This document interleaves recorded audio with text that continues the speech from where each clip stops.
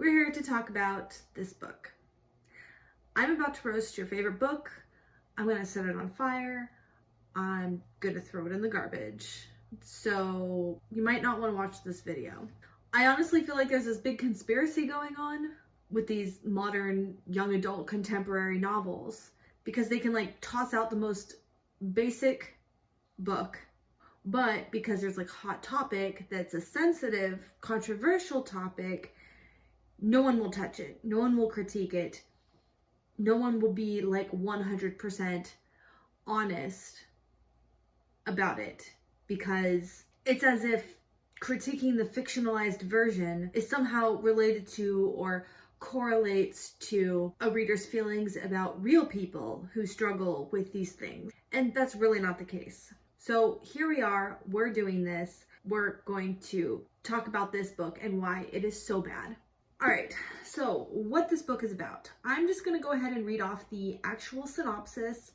I am not gonna try to paraphrase. I don't care enough to try. And I kind of wanna come back around to the description of this.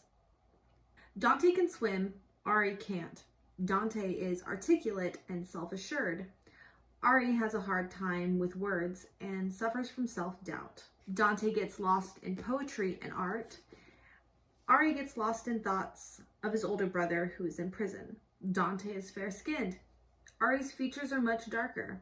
It seems like a boy like Dante, with his open and unique perspective on life, would be the last person to break down the walls that Ari has built around himself. But against all odds,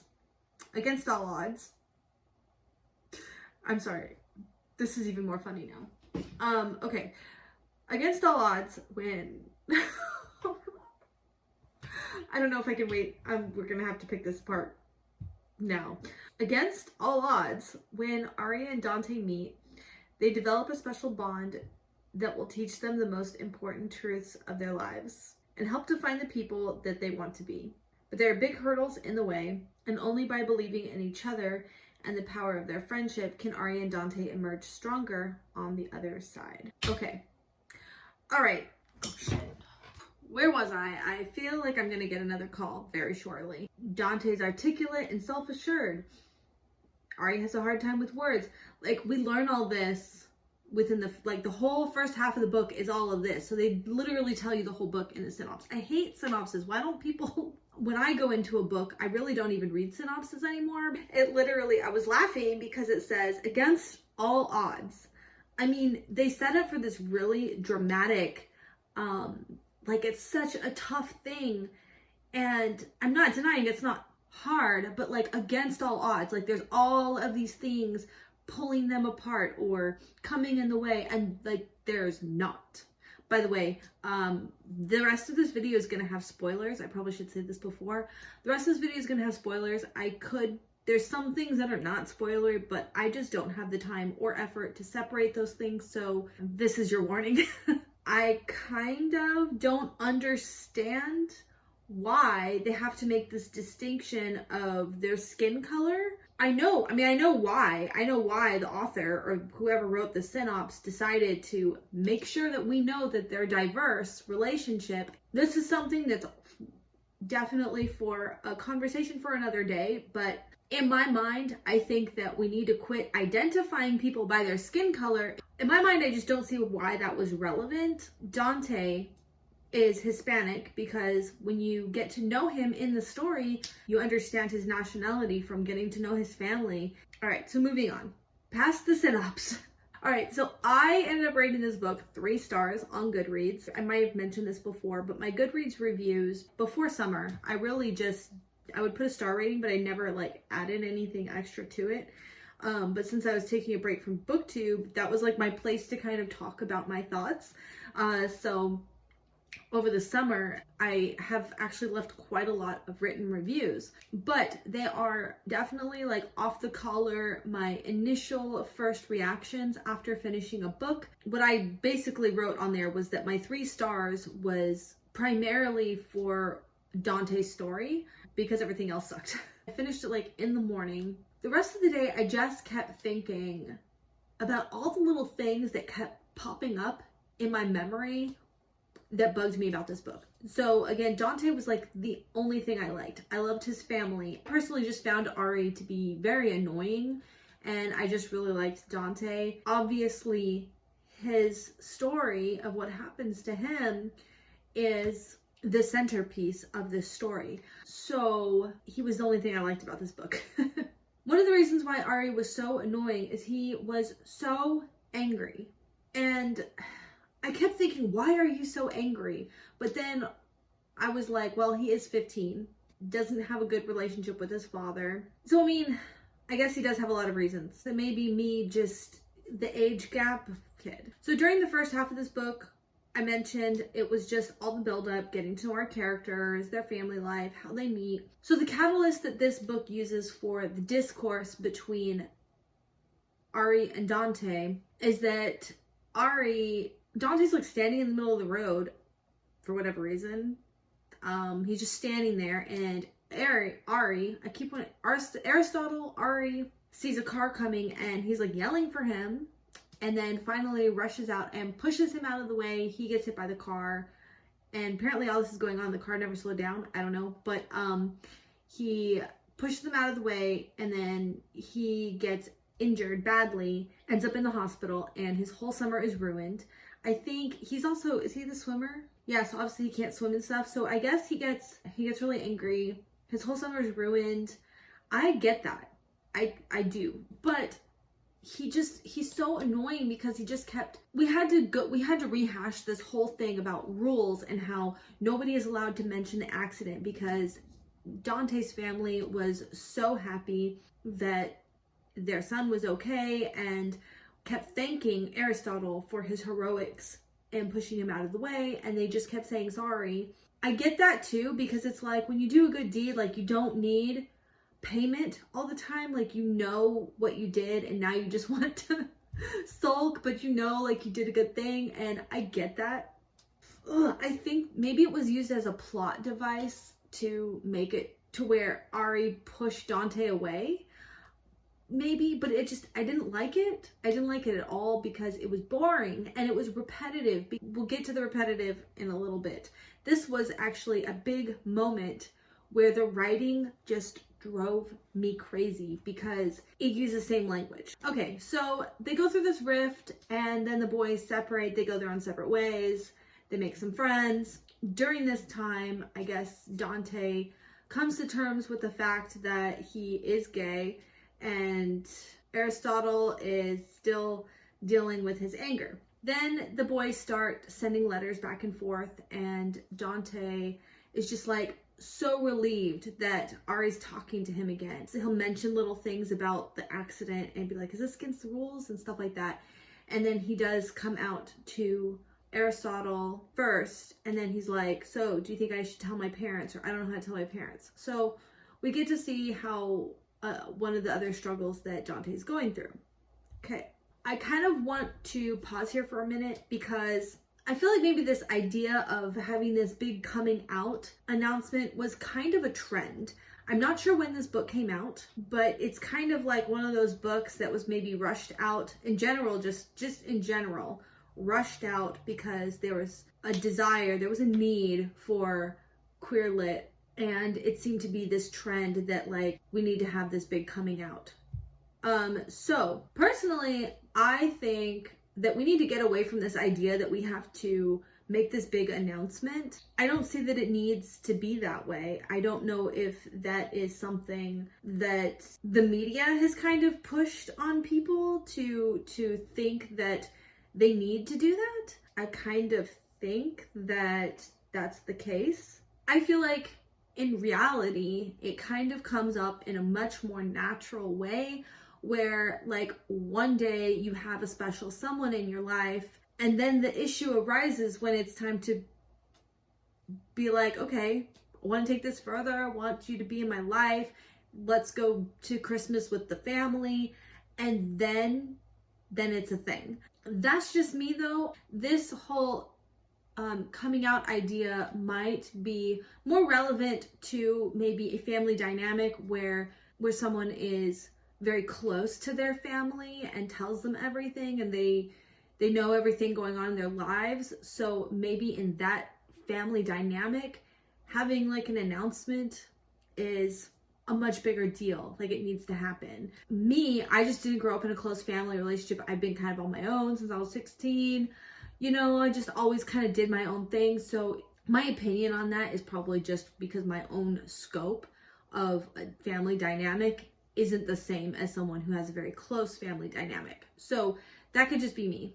But I just wanted to bring it up because I still feel like there is a way things should be done, which is pushed on us by media. I have to bring this up because it is relevant. Buffy the Vampire Slayer, one of my favorite TV shows, and Willow is gay, and I forget how many episodes they kind of build this up, but it builds for a really long time. And I feel like the progression, because Willow at the time did not consider herself gay, but she met somebody who was like a soulmate to her, and you get to see the progression of her coming into herself and getting to know a different side of herself through this woman, and they really come together and they mesh together. Eventually it came out when it was necessary that she was gay to her friends, and it just, I feel like that's the natural progression. It's not so cut and dry as someone being like, oh, I'm gay. Okay, before I do anything, I need to tell everybody. You know what I mean? So next, the only thing I didn't like about the Dante storyline here is Dante repeatedly admits his romantic interest towards Ari, which Ari adamantly says, I'm not gay. Like, it's cool, we're friends, but just no kissing me. You know what I mean? So he made it very clear. What does Dante do? He begs him to just give it a try. So after being begged by somebody who he's always kind of allowed him to kind of talk him into doing things that he wasn't comfortable with, he's like, they've always had this dynamic. He finally gives in. I really did not like this. I felt that it was far too forceful. I think that also it gives a bad connotation to people who are gay. I think that that's problematic because it's like they're pushy, and I don't know, I feel like it put it into a light where you were kind of rooting for him because you wanted Dante to have his happy ending, but like clearly Ari put his foot down where he was like, that's not me, and that's kind of a problem for me. Dante was very forceful. He was laying it on super thick. He kept on and on about how much he loves Ari, and Ari'd be like, yeah, I know, bro, but you know, like, I'm not into that. And then he'd be like, yeah, I know, but like putting on a guilt trip. Like, I get it, unrequited love, it's frustrating and really kind of sad. Like, but Ari made it clear. On the other hand, there is this moment where Ari is thinking about Dante and touches himself. And I know it was like foreshadowing for the ending. It didn't feel like foreshadowing though. I mean, it did feel like foreshadowing, except for the fact that he was like, I'm not gay. So then you're like, okay, so I don't know what to make of this, except for, it just bugs me because just because he thinks about somebody and has like a fleeting thought and then goes to touch himself. I mean, he's 15, come on. Linoleum turns him on, okay? It does not mean that he is gay. Spontaneous thoughts and curiosities. Like, I know what it's like to be a teenager. Not a teenage boy, but a teenager. But I know what it's like to be a teenager and not know yourself yet. But that's when it's even more important to address this problem and this push to kind of like identify yourself so early on in your life. When these kids haven't even had a chance to live yet, they have no experiences in relationships, long-term or intimate relationships. So how in the hell are they supposed to know anything? I won't deny that some people just know, and that's great. Some people just in general are so much more self-aware about things, and that's great. But a lot of people are not, and it takes them time and it takes them experience to kind of pick and choose the things out of life that they want. We are constantly learning what we like and what we don't like. That process of discovering ourselves never ends, because hopefully you're trying new things in your life, and it's completely and perfectly fine to not know yourself and not understand, like not know your identity. So message to kids, just wait. When you hit 30, there's like this ultimate sense of clarity that comes. Like I thought that I reached that in my 20s, but then when I hit 30, I was like, I didn't know anything in my 20s. Like you do not need to have life figured out in your 20s. You do not peak in your 20s. But like once you get there, you never want to look back, like I promise you. And maybe, hopefully my 40s are even better, because hopefully when I hit 40, I'm looking back and thinking, wow, I really didn't have my shit together when I was 30 either. That would be nice. So moving on. Lastly, the worst thing that could happen to the story is the ending. It's also as if they use this moment to be like the big wow moment, the ultimate ending. And it's so bad. Okay. So the ending, and I'm jumping ahead to the ending just because of the topic of identity is so huge here, and it goes with this kind of section that we're discussing. It goes on the same thought train. So we have this. We have this. Dante is gay. Ari is not. Dante is kind of forcing himself on Ari and being like, well, why aren't you talking to me, kind of thing. So if I could find it, because I was listening to it on audiobook. Ugh, hold on. I'm looking for it. Found something else I want to point out. Okay, so we're just going to read the whole passage so we can get it into context. Okay, so Ari is talking to his mom and dad, and I guess they all just put it on the table. Oh yeah, you know Dante's gay? Okay, cool, he's gay. Do you think it's time, Lily? My mother didn't say a word. My father smiled at me. A few minutes ago, your mother walked into the living room and took the book I was reading out of my hands, and she said, talk to him, Jamie. She put on the fascist voice of hers. She put on that fascist, whatever. I cannot say that word, oh my god. Voice of hers she has. My mother laughed softly. Ari, it's time that you stop running. I looked at my dad. From what? Don't you know? What? If you keep running, it will kill you. What, Dad? You and Dante. Me and Dante? I looked at my mother, then looked at my father. Dante's in love with you, he said. That's obvious enough. He doesn't hide that from himself. I can't help what he feels, Dad. No, you can't. And besides, Dad, I think he's gotten way over that. He's into this guy, Daniel. My father nodded. Ari, the problem isn't just that Dante's in love with you. The real problem, for you anyway, is that you're in love with him. I didn't say anything. I just kept looking at my mother's face, and then my father's face. I didn't know what to say. I'm not sure. I mean, I don't think that's true. I just don't think so. Ari, I know what I see. You saved his life. This is the important part, guys. I know what I see. You saved his life. Why do you suppose that you did that? Why do you suppose that in an instant, without even thinking, you drove across the street and shoved Dante out of the way of the moving car? You think that just happened? I think you couldn't stand the thought of losing him. You just couldn't. Why would you risk your own life to save Dante if you didn't love him? Which Ari says, because he's my friend. Fair point. And why would you go and beat the holy crap out of a guy who hurt him? Why would you do that? All of your instincts, Ari. Instincts. All of your instincts, Ari. All of them.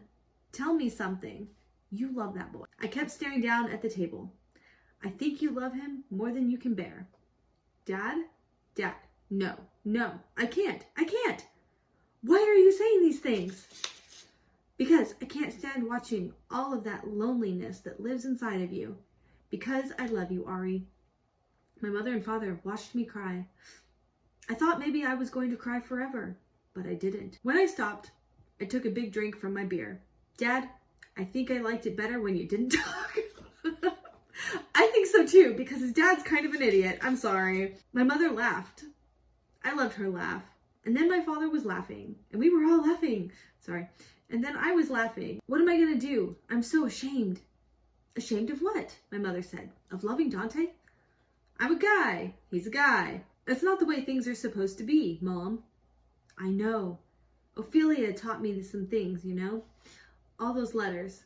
I've learned some things, and your father's right. You can't run. Not from Dante. I hate myself. Don't. Amor, te adoro. I've already lost my son. Wait, I thought it was Dante's family who was Hispanic. Not that they can't speak Spanish, I'm just saying. I'm not going to lose another. You're not alone, Ari. I know it feels that way, but you're not. How can you love me so much? How can I not love you? You're the most beautiful boy in the world. I'm not. You are. You are. What am I gonna do? My father's voice is soft. Dante didn't run. I keep picturing him taking all those blows, but he didn't run. Okay, I said. For once in my life, I understood my father perfectly, and he understood me. What the actual fuck? You heard it. His dad pushes him. Also, everyone's telling him he's gay. He's like, no, I'm not. I can't be. And like, well, his parents say he is, so he must be. What? What? The ultimate message of this whole page was, you must be gay. Otherwise, why would you save his life? I don't know. Maybe because he's a decent person. I would do that for anybody. What the crap is that? Do you only save someone's life if you're sexually attracted to them? Why can't you just love someone as a friend? Friend love and intimate love can be very similar. I think that there's no wonder some people question their identity when they are maybe not 100%, they don't 100% understand that you can have a deep rooted friendship love, but not be sexually attracted to them. You know what I mean? So, needless to say, this just ended this horrible experience on even a worse note. Like, after what happened with Dante and Ari went ahead and defended Dante, I was like, wow, I really like this. You know, I could forgive the shitty writing and all this kind of stuff until that moment. And then hot garbage dump. I hate this so much, and I really have to wonder if the author himself is even gay. Not that you have to be gay to write gay characters. That's not what I'm saying at all. But I'm really not feeling that he truly understands a person who is gay. It's like they're it's like they're not even, I don't even know. It's like, it feels like he doesn't even have any understanding of relationships, whether that be between two friends, in an intimate relationship, or even familial relationships, because I really do not see any parent who is tokenly, like they have this long history of not talking, and then we have this kind of this topic on the table for their first conversation of a deep conversation. Like, it does not align. No, not at all. I'm just inclined to think not. Otherwise, they could not have written this storyline. They did not do this story justice at all. I feel like this is just so wrong on so many levels. Not only is it just ridiculous on a surface level, but if you are a 15-year-old kid reading this book, like, you're gonna think, oh, I really love my best friend who I grew up with. If I have this deep connected love for them, I must be gay. So again, this book is pretty problematic in my opinion, and at least in that way in general. So I'm going to reiterate, I don't think that you can adequately 100% identify as a specific sexuality when you have no experience. Like, it wasn't even, like, and a person comes to that kind of conclusion on their own. They should not be told they're anything. All right, so let's just move on because that just makes me so angry. So let's just go ahead and move on to the writing. So basically, it's basic. It's very basic. It's very juvenile. I think I said that wrong. I've read middle grade books with better writing. They just wanted to bust out a queer book. And again, I'm not sure when this book was published. I could look it up. I just don't care to right now. I do believe it was pretty old. I think it came out when there was a very great need for queer books. And that is great. But there's no excuse for rushing it out, not giving it the attention it deserves, and spending some more time with it to develop it into like a good book. Come on. Beyond a very elementary vocabulary and lazy structure, okay? Do you see that? This is dialogue page. I mean, we know who's talking, it's clear, but it looks lazy. And each one of these lines is just so, every single time there's a lot of dialogue. That's exactly what it is. It's these very short, clipped responses.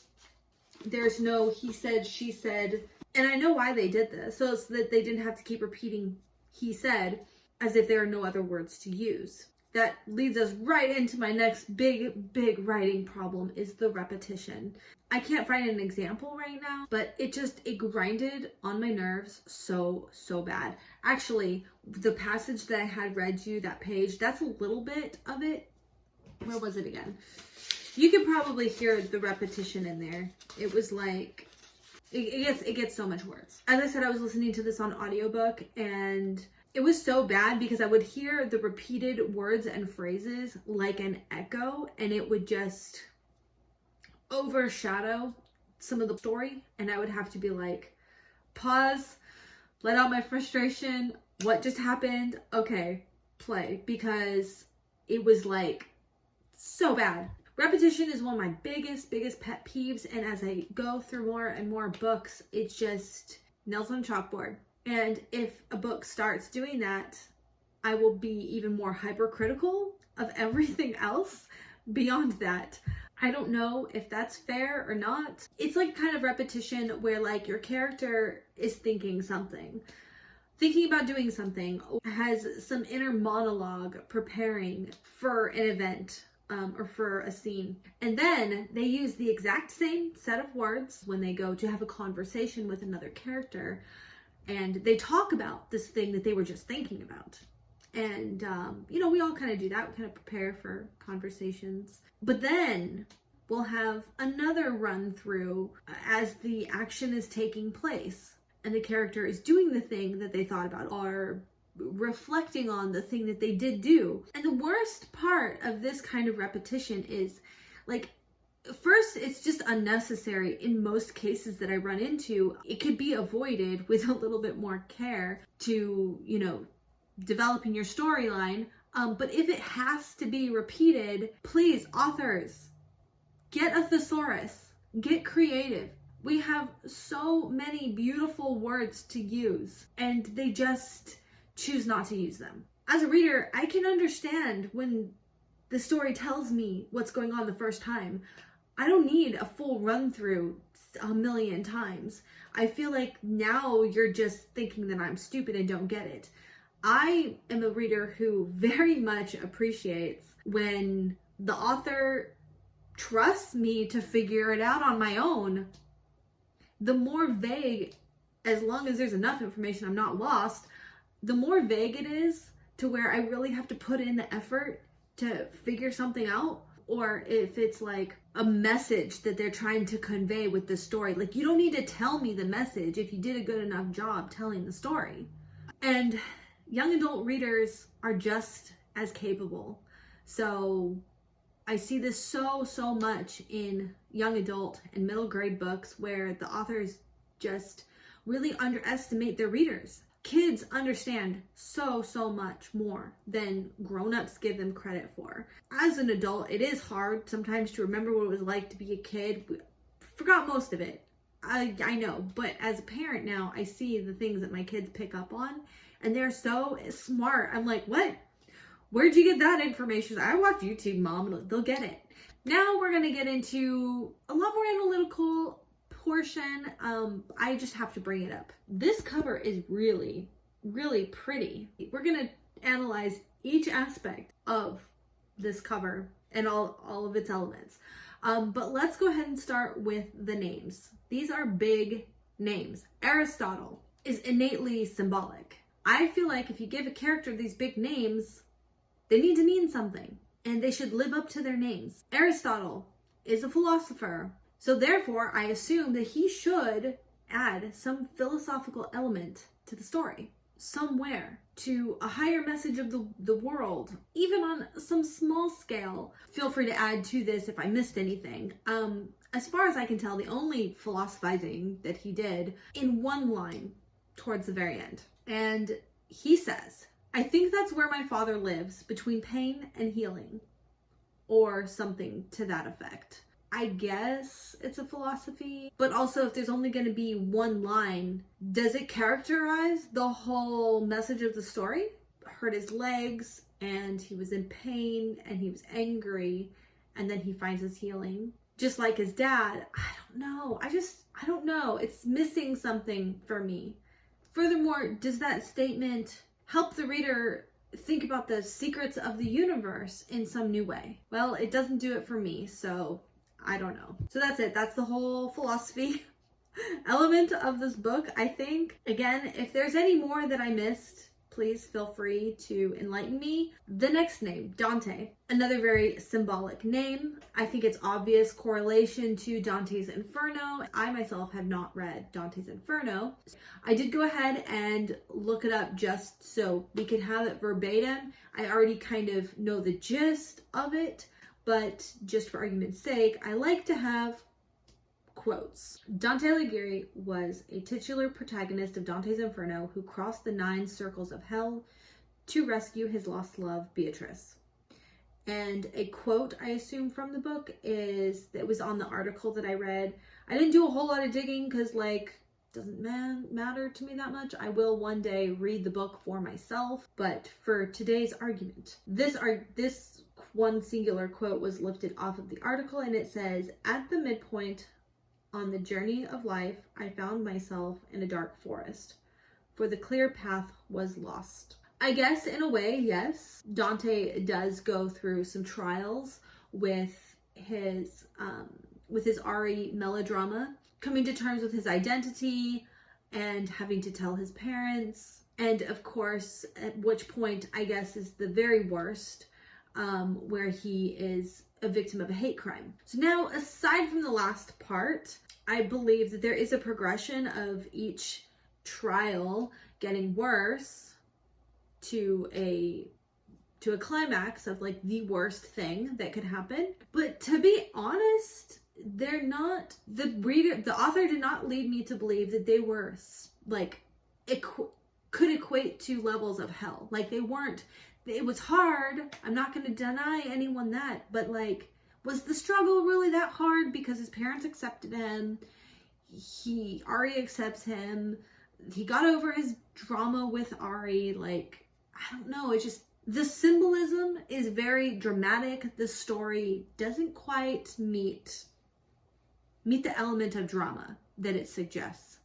That's what I'm trying to say. In the moment in the quote where it says, "The clear path was lost," I feel like that this particular 4 words is much more characteristic of Aristotle's feelings. Let's go ahead and get into the title, Discovering the Secrets of the Universe. To me, a title is very important. It shouldn't be clickbait. While yes, it's a very good tactic to sell more books, I think that it's not very smart to let your reader down. This title to me suggests something very epic, otherworldly, dreamlike, insinuates that there ought to be some sort of poetic, lyrical quality to the writing, and will take me on this path to thinking in a new way about the universe, not just one singular little thing on the planet, but the whole universe. Again, very dramatic. Combined with the characters' dramatic names, it should bring in, some maybe more references to high quality literature. I don't know, but wow, it does not live up to these expectations. Again, lots of drama, little tiny delivery.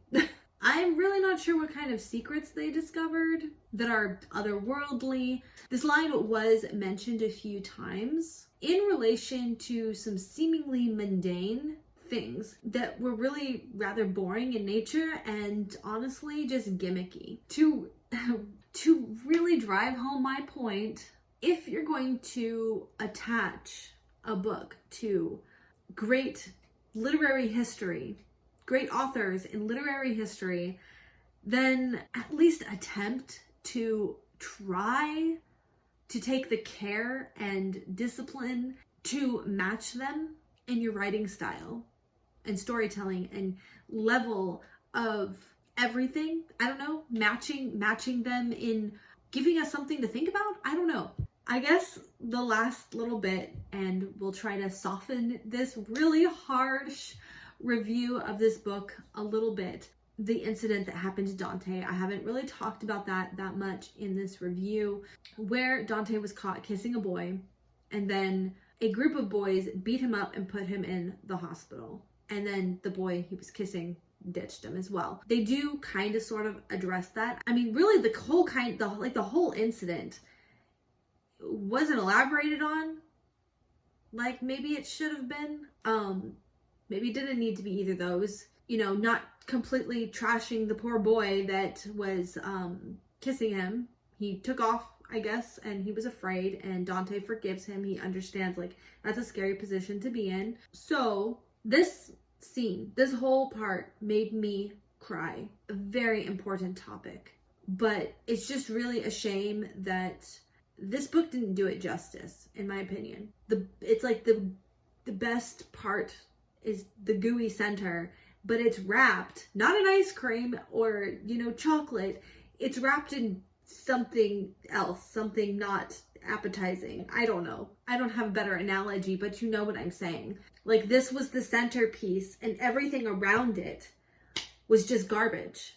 I felt like, you're gonna talk about something so important and tragic and make me cry like that, you should take a lot more care with this story and just put a lot more of yourself into a story like this.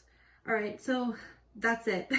I think I have covered everything I needed to talk about, but I don't like to talk bad about authors. I like to critique their work without putting too much of judging the author, because anyone who is a writer, I have mad respect for. I really, truly do.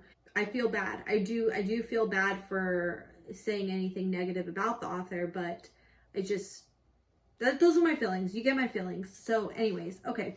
Thank you so much for watching and have a good day. Bye.